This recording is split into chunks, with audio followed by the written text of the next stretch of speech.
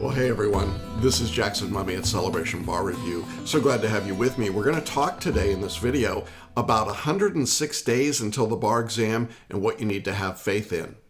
Now, if you're not familiar with what we do at Celebration Bar Review, for the last 25 years, we've helped students successfully pass their tests in Florida, California, New York, Georgia, Texas, New Jersey, the 20-plus jurisdictions of the Uniform Bar exam, and 49 jurisdictions of the Multistate exam. So stick around and we'll show you, I think, some things that could be really useful and helpful to you. So let's talk about what happens at 106 days to go. We're still a long way out from the bar exam, and I thought this week it might be appropriate to talk a little bit about what you want to have faith in, because faith is a relatively important piece of how you're going to get through your studies. Certainly the closer we get to the exam, I think the bigger the role that faith might play. John Yates wrote that faith is the victory we know that overcomes the world. He was writing in a spiritual context. It's faith that overcomes not only the world, I think, but it overcomes the bar exam in a lot of situations. Now, there are things that I think you should have faith in, and I think there are things you probably don't need to have faith in order to pass the bar. For example, do you need to have faith in your law school and in the teaching you received there and the work that you did to get through and pass law school? Well, the answer is yes, to a limited extent. But remember that law school and what you learned there was appropriate for that environment and that setting. But the bar exam is something quite different, and so you don't want blind faith. You want to be reasonable in what you do and how you apply it. Well, what should you have greater faith in? Well, the very first thing, as simple as it sounds, but is so critical, is that you have to have faith in yourself that you're actually going to pass the exam.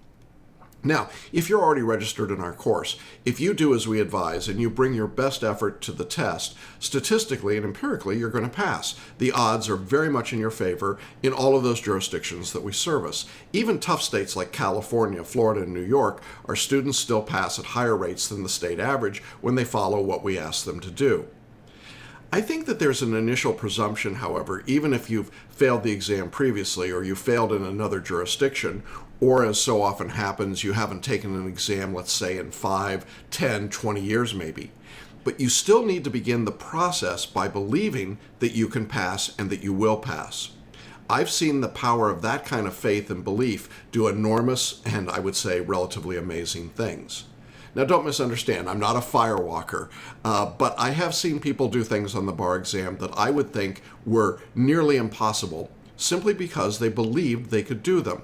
Now, believing without action isn't enough, but if they believed they could do them and they took the appropriate action, the results were pretty spectacular. So I think you have to begin with the belief that you'll pass. If you don't believe that you're going to pass, then I think the next reasonable question to ask is why? And then you've got to address those underlying concerns or those underlying reasons. If you're saying, well, I can't pass the bar because I don't write English properly or it's not my first language, then you need to work on your English writing skills. Or if you say, well, I really can't pass the bar because in my current circumstances, I can only afford to spend 5 hours a week studying for a very short period of time. Well, then you need to change your schedule or change your test date. You begin to get the idea. You've got to get at the underlying problem that would lead you to believe that you can't pass the bar. Now, the second thing that I think you need to have faith in is the provider, the bar review course or the mentor that's taking you through the exam. I think that's important because if you don't have faith in your course, you're going to eventually run into real problems. Realistically, those of us who are professionals in this industry, who've done this for a long period of time, ultimately know how people can study and pass the bar. And I would say, if I had to compare, that even the worst big box bar review is better at preparing you than your friends, your colleagues, and your classmates, even your well-intentioned family members. You know, all of those other people care about you more than the big box bar review, but they're not experts at the bar. And when you take a course like ours, clearly we do know what's going on, we know what you need to do, and we know you, we get to know you, and we care about you. But the point is that all of these family and friends who are undoubtedly experts about something are not necessarily experts on the bar. You know, I think I can safely say after 25 years and working with literally tens of thousands of students that I'm an expert at preparing people for the bar exam. There are those people in my family that think that's the only thing I'm expert at. But the empirical results continue to demonstrate that we're really good at doing what we do. And if you don't believe that, you shouldn't be in our course, just like you shouldn't be in a big box bar review if you don't believe that it can help you be successful as well. If you don't believe in your provider in your course, you're not ultimately likely to be very successful. And I think you're going to find yourself constantly questioning and asking, is this the right thing to do? It's important that whatever course you take, you be on board, you be all in, or what I would call teachable. It's very hard, very difficult to work with a student who comes to us having failed, let's say, a previous exam with another bar review provider and is mad at us before we even get started. Hey, we didn't tell you to take that course. It's not very practical. It's not very reasonable. So I think one of the things you have to have faith in is the service that you're taking. The third thing that I think you have to have faith in is in perspective, faith in perspective. Perspective rules in this field and in this area. This is a time when I see a fair number of bar students who get caught up in what we would think of as bar review minutia or trivia. They stray from their study guide or syllabus, the approach that we would provide them. They try to find their own way and decide what they want to do on their own, and invariably they get lost more times than not. They really need that GPS tracking system that only a good course can provide them. Now, in our course, we've got more than 2 decades of experience, and that perspective that comes from working with tens of thousands of people over that period of time really provides for lots of experience and dealing with lots of situations. Sometimes I hear from people when they're thinking about choosing a course, they'll call me and say, well, you've probably never heard a story like this. I've been 15 years out from law school, never practiced a day of my life, and I want to take the bar exam. You never hear that, do you? Oh, really? I hear that just about every week, consistently.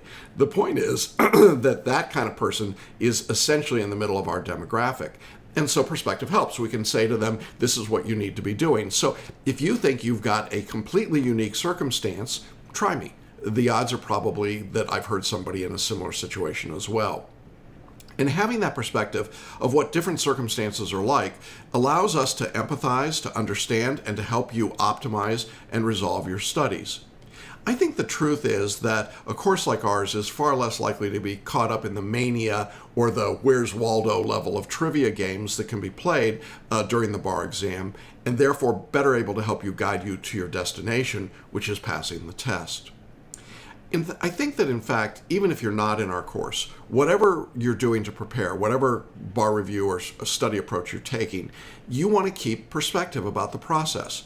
You'll be amazed at how effective that can be. It's always kind of surprising when we're this far away from the exam, over 100 days, and we hear students say, I'm really stressed out, I'm studying really hard, or even worse, I'm way behind. Really? How can you be behind 106 days before the exam? That's really not practical or feasible, and it's not realistic. It's a loss of perspective. If you're feeling like you're kind of losing that perspective, then stop, take a breath, consider where you are in reality. And while studying for the bar is not fun or pleasant, you at least know where you stand. Certainly if you're in our course, you can measure that, and that will give you some perspective on where you need to be. Then the last thing that I think you have to have faith in, though I'll admit that these days I wonder because of the weirdness of the world, and it's a little politically incorrect, but I think you have to have faith in God. Now let me be clear. I don't think you have to have faith in my God. I think you have to have faith in the God of your understanding. The point here is that it's absolutely critical that you understand that there's a bigger picture and a higher order, perhaps even a higher power than yourself. In other words, taking the bar is not the end game. It's a step to something bigger and I hope better for all of you.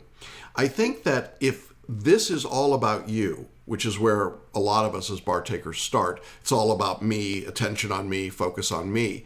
What happens is you lose the perspective that you need, that this is part of a bigger plan for your life and a bigger plan for what you do in the world. And without that broader perspective of what it means to become a member of the bar, the way that would help make for a better society, a better world, certainly a better life for you and your family, a better opportunity for you to contribute something and do something, that's the spirit of being a member of the bar that elevates people. We asked during our webinars, what would it mean to you and how would it change your life if you passed the bar? And the responses are absolutely staggering. There are big things that happen to people when they change the bar. Keep in mind that perspective and trust that. It will elevate your studies, it will elevate your test taking, it will elevate your practice in this profession. And I think it really begins with the understanding that there's something bigger than yourself out there. Now, if you don't have a faith life, then I still think you can appreciate that you have a role in society that gives you the opportunity, but also requires you to bring your best skills and abilities.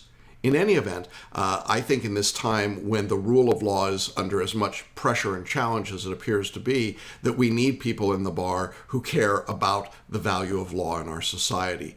And I think when you have faith in something bigger than you just taking this exam, you're going to find that you've got the incentive to keep going when it's hard and it's difficult. You know, I found that when students are most discouraged and concerned, their ability to have faith and perspective and belief in the God of their understanding takes them a very, very long way to being successful. Well, those are just a few things that I think you have to have belief in. If you've got other suggestions, I invite you to comment on this page or just below here and let us know what you think is important. Let us know, and we'd love to see what things are significant in your life. Well, we'll be back to you again next week as we continue our countdown until the bar exam. And I suppose it's only appropriate under these circumstances for me to say, keep the faith. Bye-bye for now.